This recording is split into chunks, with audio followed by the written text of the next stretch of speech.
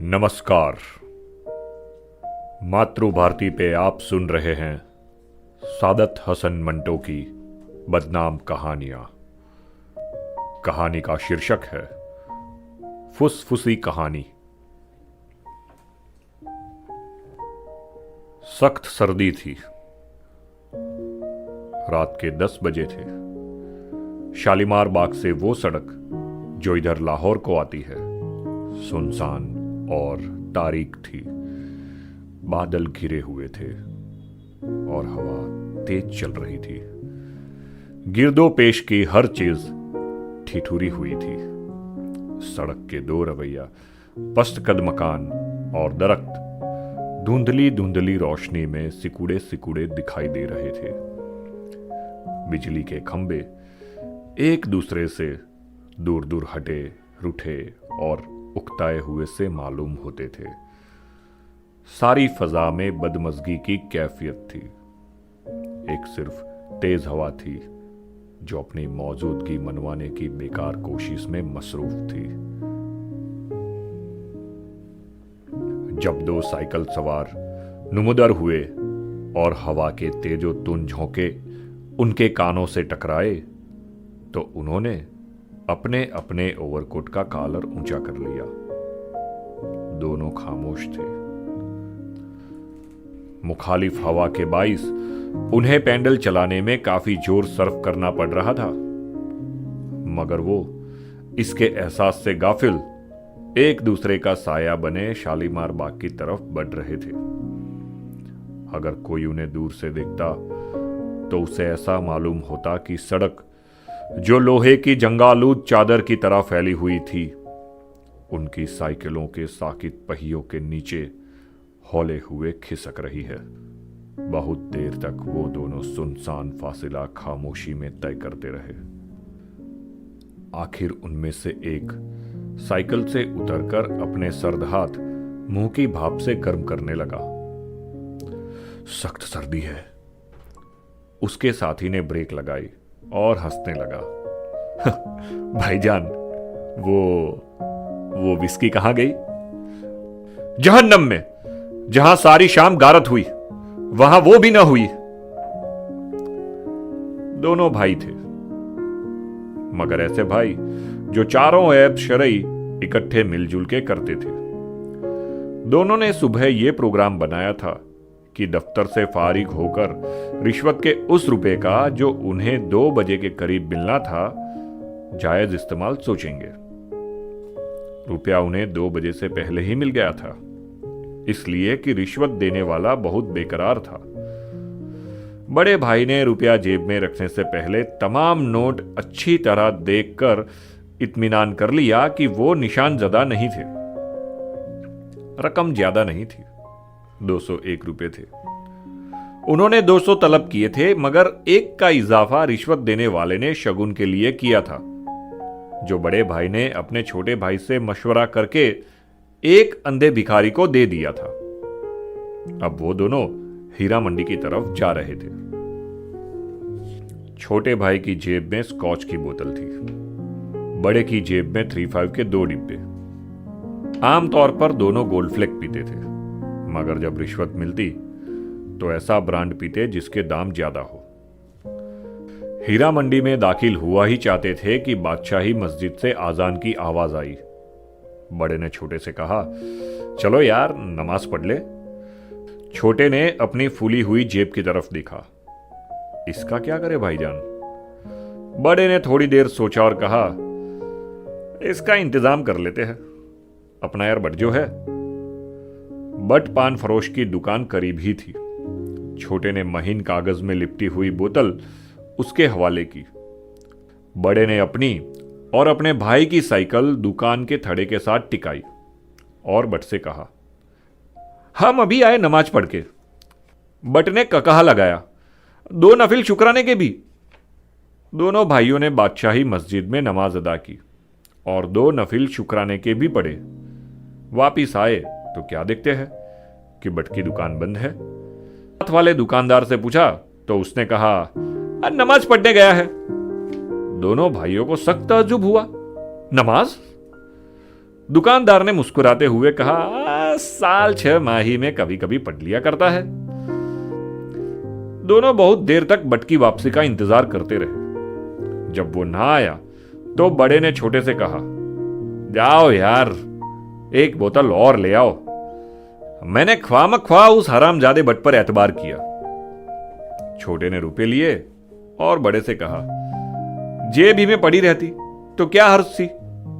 छोड़ो यार, हटाओ इस किस्से को। मुझे बोतल जाने का इतना अफसोस नहीं, कहीं गिरकर भी टूट सकती थी।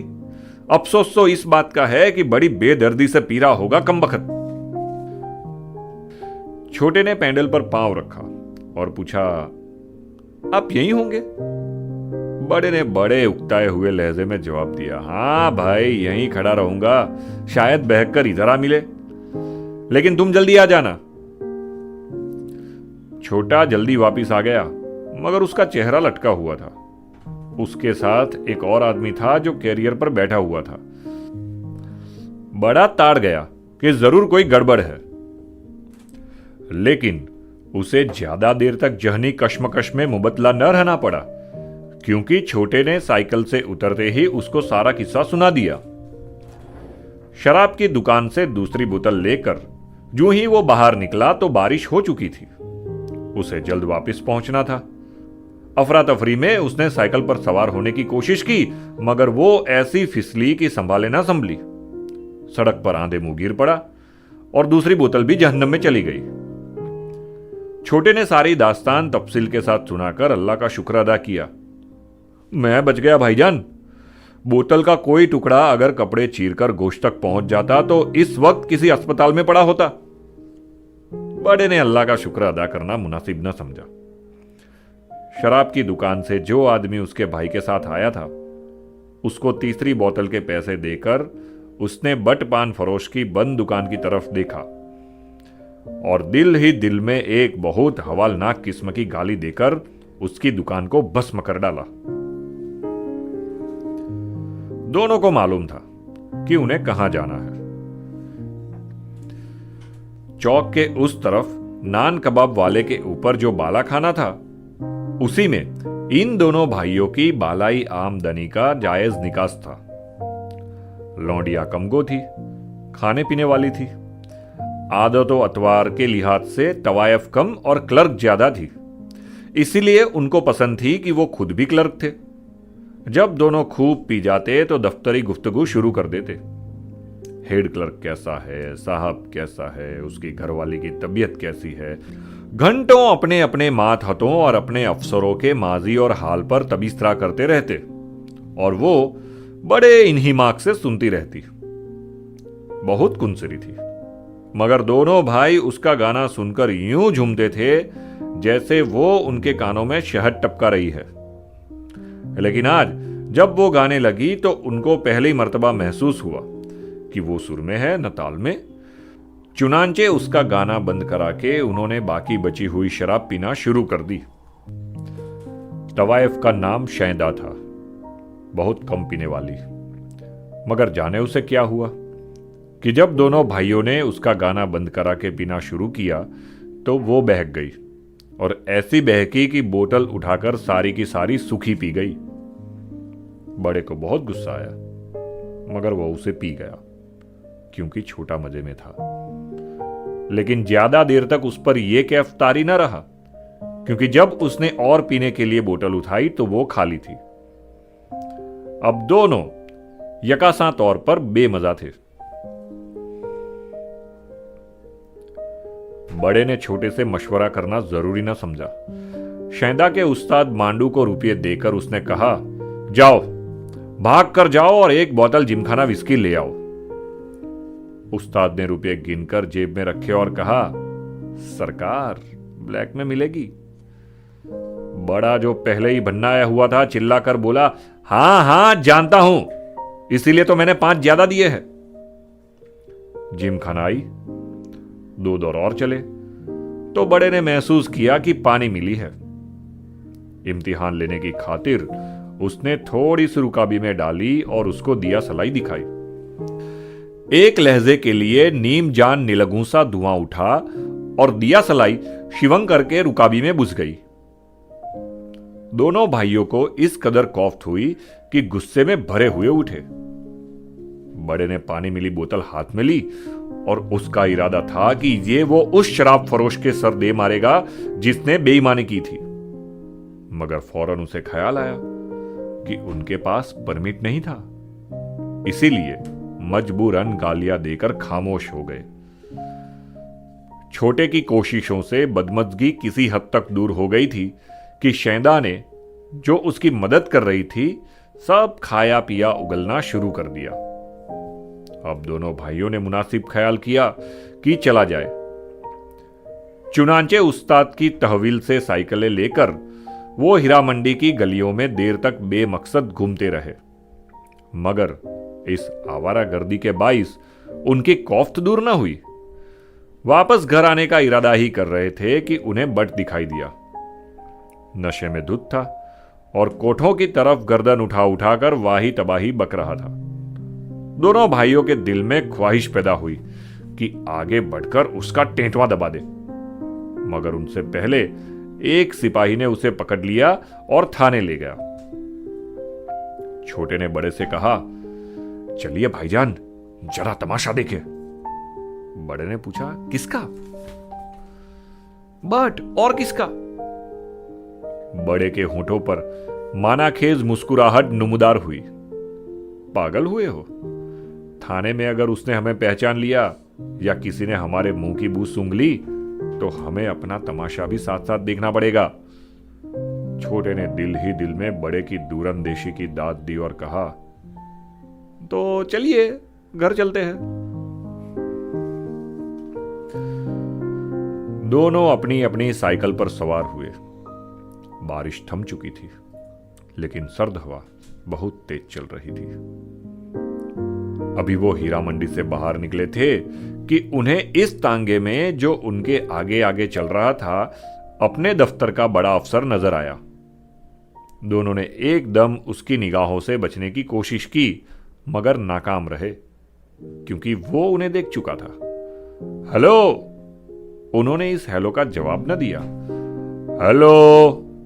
इस हेलो के जवाब में उन्होंने अपनी अपनी साइकिल रोक ली।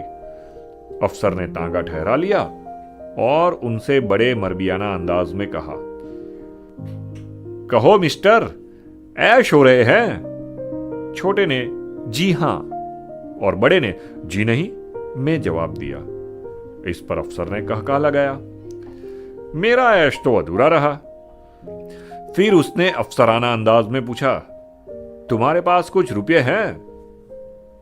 इस मर्तबा बड़े ने जी हां और छोटे ने जी नहीं में जवाब दिया, जिस पर अफसर ने दूसरा कहका बुलंद किया, जो ठेठ अफसराना था, 100 रुपए काफी होंगे इस वक्त। बड़े ने बड़े मैकेनिकी अंदाज में अपनी जेब से 100 रुपए का नोट निकाला और अपने छोटे भाई की तरफ बढ़ा दिया। छोटे ने पकड़कर अफसर के हवाले कर दिया, जिसने थैंक यू कहा और तांगे से उतरकर लड़खड़ाता हुआ एक तरफ चला गया। दोनों भाई थोड़ी देर तक खामोश रहे।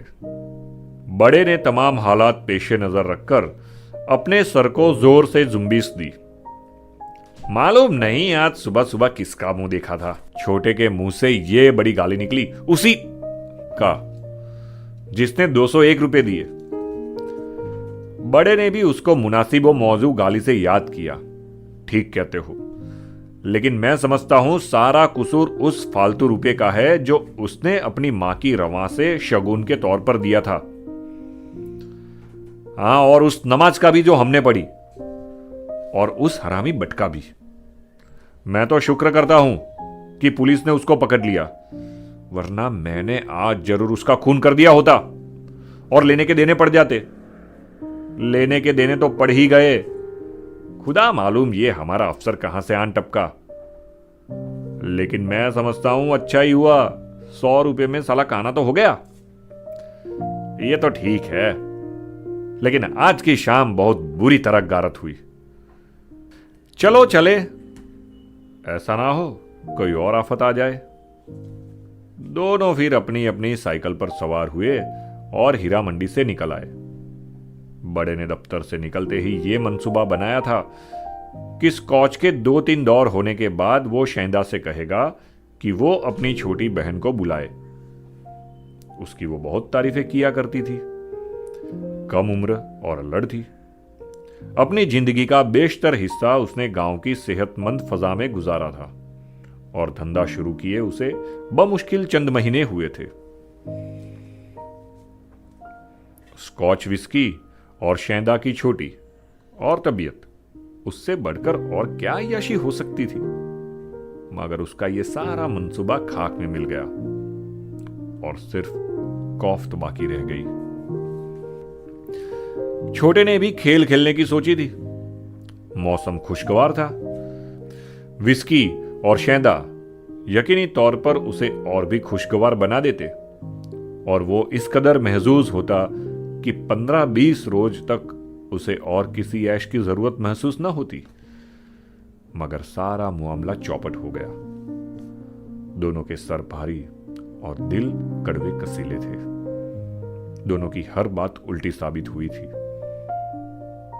स्कॉच की पहली बोतल बट पान फरोश ले उड़ा, दूसरी सड़क के पत्थरों पर टूटकर बह गई, तीसरी ऐन उस वक्त दागे मफारिकत दे गई जबकि सुरूर गठ रहे थे। चौथी किफायत की खातिर देसी मंगवाई तो उसमें आधा पानी निकला और 100 का आखिरी नोट अफसर ने हथिया लिया। बड़े की कौफ ज्यादा थी। यही वजह थी कि उसके दिमाग में अजीब अजीब से ख्याल आ रहे थे। वो चाहता था कि और भी कुछ हो, कोई ऐसी बात हो कि वो कुत्तों की तरह जोर जोर से भौंकना शुरू कर दे, या ऐसा जचबच हो कि अपनी साइकिल के पुर्जे उड़ा दे, अपने तमाम कपड़े उतारकर फेंक दे और नंग धड़ंग किसी कुएं में छलांग लगा दे। जिस तरह हालात ने उसका मजाका उड़ाया था, उसी तरह वो उनका मजाका उड़ाना चाहता था। मगर मुसीबत यह थी कि वो हालात पैदा होकर वहीं हीरा मंडी में वफात पा गए थे।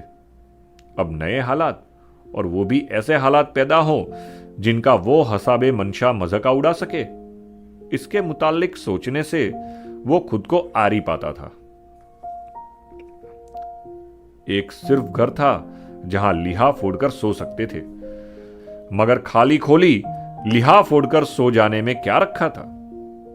उससे तो बेहतर था कि वो 100 के 2 नोटों में चरस मिला तंबाकू को भरते और पीकर अंटा गफिल हो जाते और सुबह उठकर शगुन के 1 रुपए का किसी पीर फकीर के मजार पर चढ़ावा चढ़ा देते। सोचते सोचते बड़े ने जोर का नारा बुलंद किया, हट तेरी ऐसी की तैसी। छोटे ने घबरा कर पूछा, पंक्चर हो गया? बड़े ने झुंझलाकर जवाब दिया। फरीदी, बड़े ने झुंझलाकर जवाब दिया, नहीं यार, मैंने अपना दिमाग पंचर करने की कोशिश की थी। छोटा समझ गया। अब जल्दी घर पहुंच जाए। बड़े की झुंझलाहट में इजाफा हो गया, वहां क्या करेंगे, बतखों के बाल मुंडोगे? छोटा बेइख्तियार हंसने लगा। बड़े को यह हंसी बहुत नागवार गुजरी। खामोश रहो जी। देर तक दोनों खामोशी से घर का फासला तय करते रहे। अब वो उस सड़क पर थे जो लोहे की जंग आलू चादर की तरह फैली हुई थी और ऐसा लगता था कि उनकी साइकिलों के पहियों के नीचे हौले हौले खिसक रही है।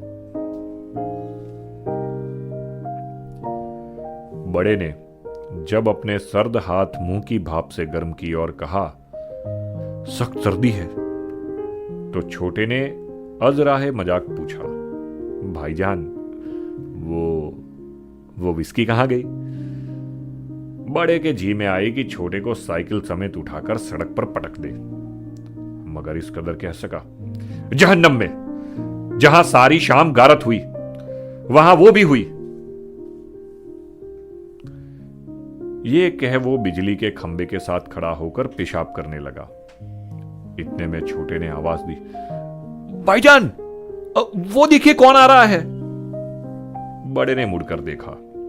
एक लड़की थी जो सर्दी में ठिठुरती, कांपती कदमों से रास्ता टिटोलते उनकी जानिब आ रही थी। जब पास पहुंची तो उसने देखा कि अंधी है। आंखें खुली थीं, मगर उसको सुझाई नहीं देता था, क्योंकि खंबे के साथ वो टकराते टकराते बची थी। बड़े ने गौर से उसकी तरफ देखा। जवान थी, उम्र यही 16-17 बरस के करीब होगी।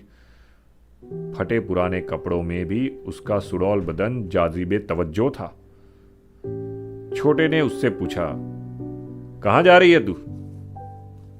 अंधी ने ठिठुरे हुए लहजे में जवाब दिया, रास्ता भूल गई हूं, घर से आग लेने के लिए निकली थी। बड़े ने पूछा, तेरा घर कहां है? अंधी बोली, पता नहीं, कहीं पीछे रह गया है। बड़े ने उसका हाथ पकड़ा, चल मेरे साथ। और वो उसे सड़क के उस पार ले गया, जहां ईंटों का पुराना भट्टा था, जो वीराने की शक्ल में बिखरा हुआ था। अंधी समझ गई कि उसको रास्ता बताने वाला उसे किस रास्ते पर ले जा रहा है, मगर उसने कोई मजामत न की। शायद वो ऐसे रास्तों पर कई मर्तबा चल चुकी थी।